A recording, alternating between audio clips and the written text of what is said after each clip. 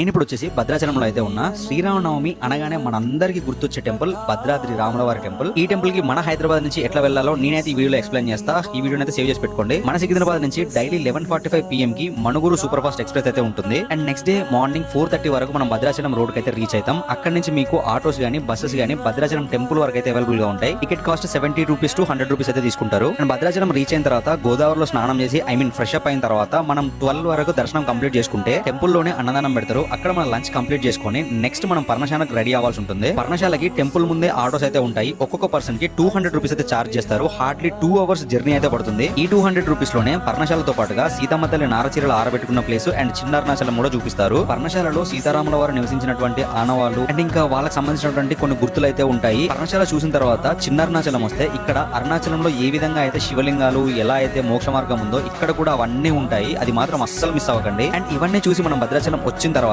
మనకి డే 1 అయితే కంప్లీట్ అయిపోయింది. డే 2 పాపికొండలు ప్లాన్ చేసుకోండి. దీనికి సంబంధించినటువంటి ఫుల్ వీడియో ఆల్రెడీ నేను మన యూట్యూబ్ ఛానల్ అయితే అప్లోడ్ చేశాను. అక్కడ నుంచి అయితే ఒకసారి చెక్ చేయండి.